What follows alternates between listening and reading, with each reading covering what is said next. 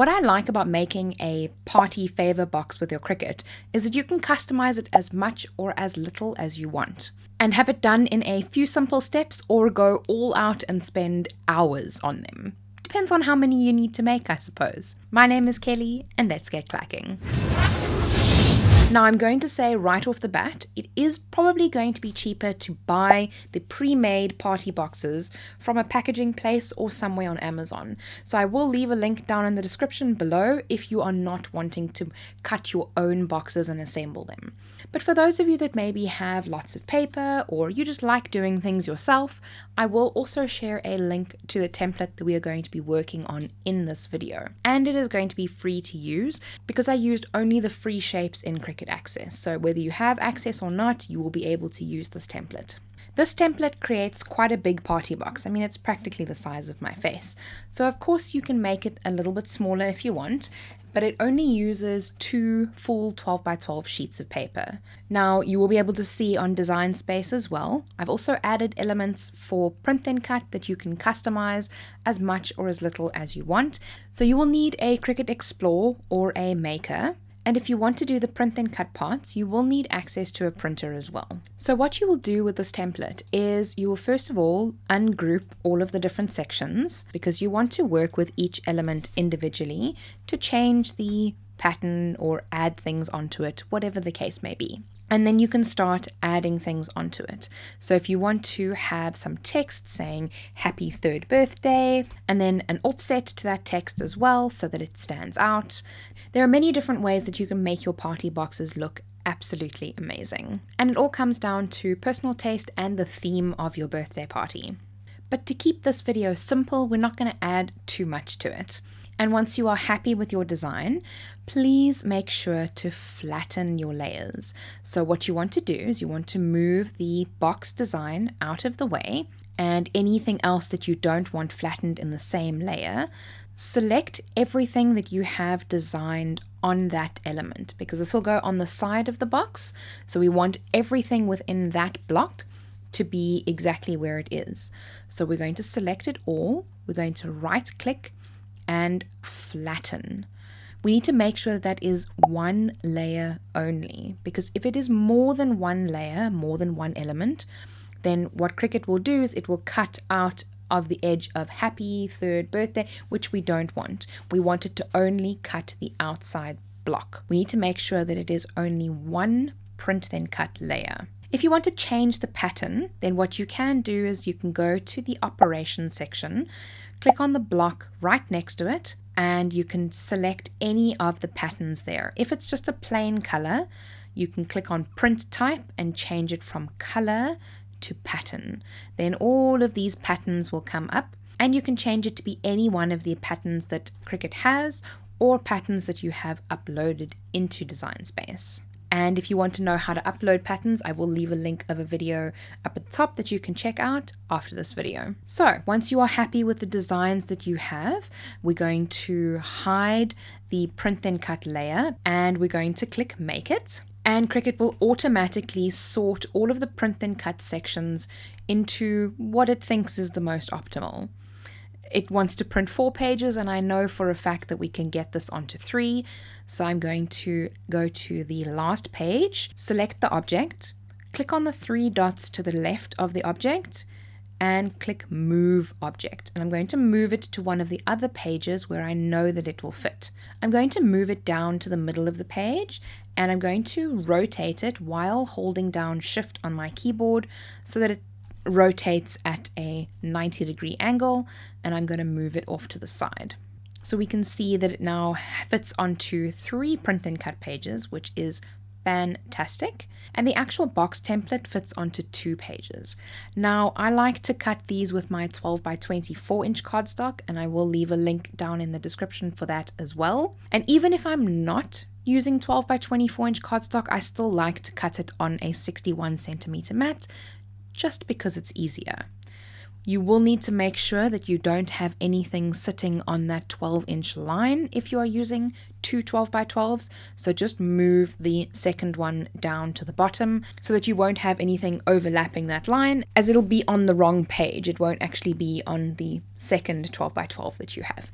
But I'm using 12x24-inch cardstock, so I don't really have to worry. When you're ready to print everything and cut everything, I'm going to navigate to mat number 1, because we want to start from the beginning. I'm going to click continue and I'm going to click send to printer. Now I already have my printer connected and I only need one copy for this, but you may need more. I would recommend leaving the bleed on. Many people suggest turning it off. Now with this kind of object, we have a colored background. So what the bleed does is it adds a millimeter or two of color onto the edge of your print, so that if it does misalign slightly and not cut 100% perfectly, if you had the bleed off, you would have a tiny little white line on the side. So what bleed does is it adds a little bit of extra color, so that if it does cut slightly off, then you don't actually have that little bit of white on the end. So it actually will be color and it won't look like it's misaligned. So I would definitely recommend leaving bleed on. And if it makes your text all funny and look all weird, that means that you haven't set a border for it to cut and you haven't flattened it correctly. So I would go back a step and just make sure that that is the case. I also prefer to use the system dialog because I change paper types very often and I can control how the printer prints on that particular paper, what setting it uses. So I like to manually check that every time. Now what will happen is that a printer dialog box will pop up, and it normally pops up in front of Design Space, but it might pop up behind. So just keep that in mind as well. You might need to minimize Design Space if you don't see the dialog popping up. Now this is what the dialog looks like for me. So I'm just going to click on Preferences to change the settings that I'm going to be using for this paper. Always make sure to try and have the same type of paper settings as to what you are printing.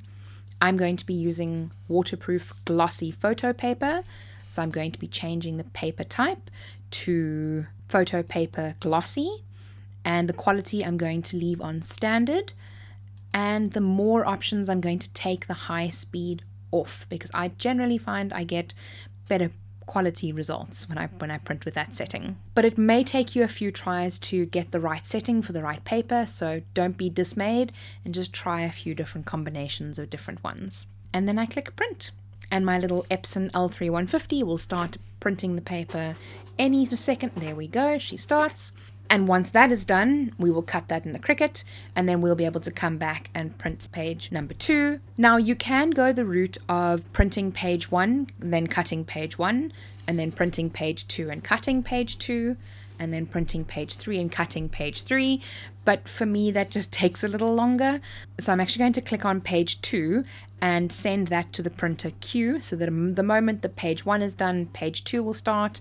And then as soon as that is done, page 3 will start as well. So I'm going to go through the same steps that I went through now, just with pages 2 and 3.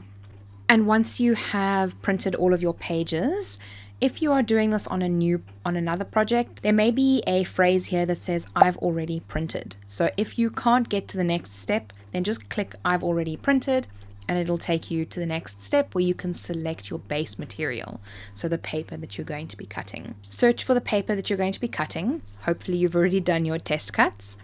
So I'm going to click Browse All Materials and search for photo paper and select that. Now I am going to click Remember Material Settings because it is the same for pages 1, 2, and 3. I just need to remember, hopefully, to change the material settings when I get to mat 4, which will be the medium cardstock. So hopefully I remember to do that. If it's happened to you, don't worry, because it's happened to me many times. And then we can cut everything on our Cricut and assemble it all.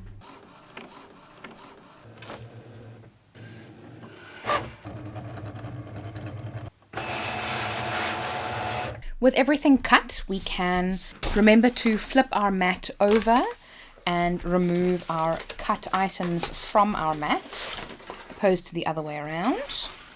When it comes to choosing the material that you're going to use for your box, I've just used normal medium cardstock, and depending on what you're going to put in it, it should be fine for most light things. If you're going to be putting heavy things into it, I would suggest using Cricut Craft board or something with a higher GSM than 216, which this is. So I would go for maybe a 250 to 300 GSM. But these are relatively light and easy to use and inexpensive. So we're just going to fold on all of the fold lines. And before we start gluing this together, we can actually start sticking this on. Now, there are many different ways that you can go about it. You don't have to even print out these little bits here if you don't want to. It's completely up to you. But it's a lot easier to do this now as opposed to when it's already assembled. I'm testing out a new Stamperia glue, so let's see how that goes. And with this glue, apparently less is more. So we're going to use little bits to glue it all together. And now we can glue the sides together. So the flaps will fit into each other. Glue that one flap on and overlap it on the opposite side. And then you can turn over the other flap, apply the glue, and bring that side over. Then we pop it open, push the larger flap down. The two side flaps go first. They tuck into that little section, and then this flap goes in and brings it all together. And we then have our box. So then these sections go in, and the side parts just fit over those little flaps there. And there we have our perfect party box. If you're wanting to customize the chip packets that are going to go inside this party box, check out the video on your screen and it'll also share a template with you that you can use. Subscribe for more Cricut tutorials, and remember, be kind to someone today. See you soon.